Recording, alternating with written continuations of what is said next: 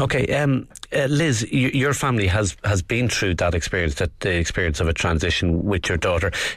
Can you tell me a little bit about her? Yeah, she's 22. She basically, from the time she could walk and talk, she told us she was a girl, not a boy. So I don't know, 2, 3. We didn't want to really know. We thought maybe she was a gay boy. Probably discouraged it a lot. She'd sent her to an all-boys primary school, hoping that things would change. But she'd come home from school, strip off the uniform, put on the nearest thing that resembled a dress, put a towel on her head. That was her long hair. We called her Towley for a few years.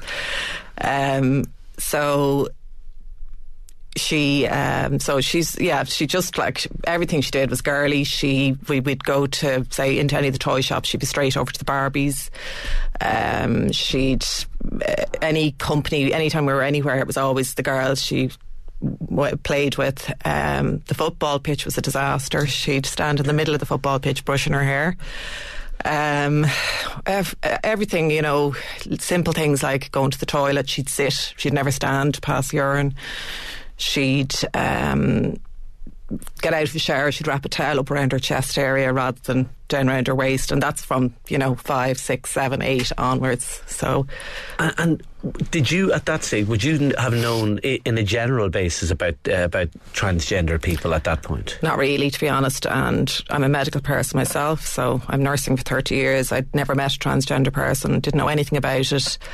Did start looking into it when she was telling us she was a girl, not a boy, but I didn't want it to be happening, so I kind of tried to ignore it, to the best of my ability. Would lose the temper at home, so not I would just, get frustrated and say, you're a boy, not a girl, take that off you. Did a lot of wrong things, whereas I think if I'd have known more and understood more and probably accepted more, I would have been, a lot better in her early childhood, yeah. And then as she grew to be a teen, did it become more difficult? It did, yeah, because she was a very happy child. She wouldn't really agree with that, but she was a very happy child. Like, in the house, I never had to entertain her. She was playing, always character playing, girls, of course. But anyway, when she came into her teens, yeah, it definitely got a lot harder. She got a lot quieter, probably, in around 13, 14, a lot more withdrawn.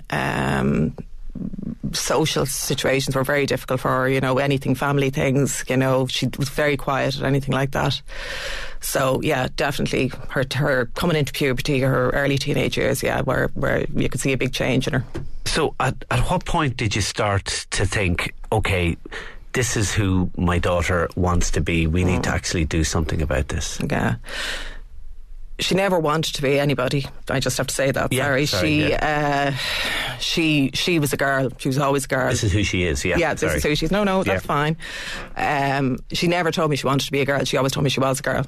So that's just one thing for the country should know, that they're not, transgender people. They're not wanting to be anyone. They are themselves.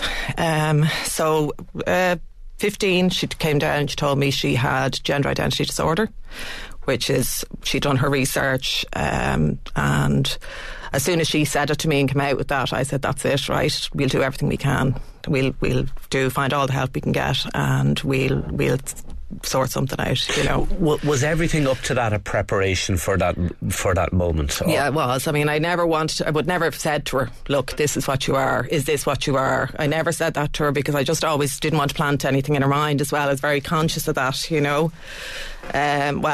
I wasn't planting anything in her mind, but I just didn't want to encourage. I was petrified. I was petrified as a mother. What's going to happen to her? How is her life going to be?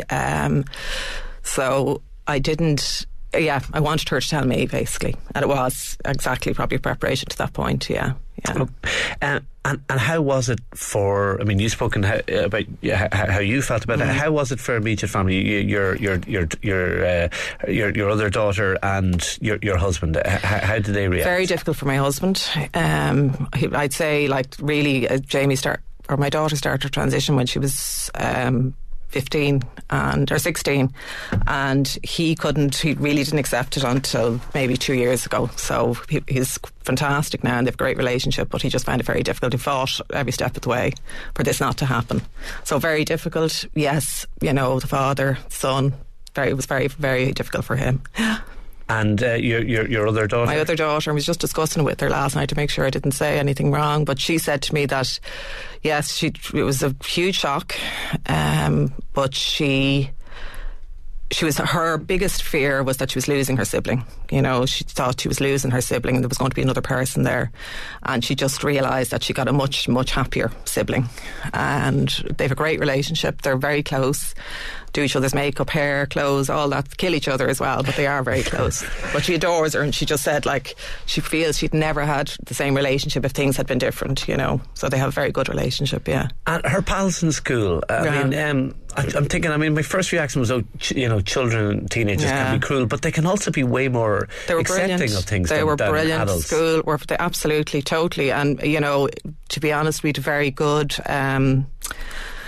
we'd very good support and very good, like, everyone we told was fantastic. We'd no negative.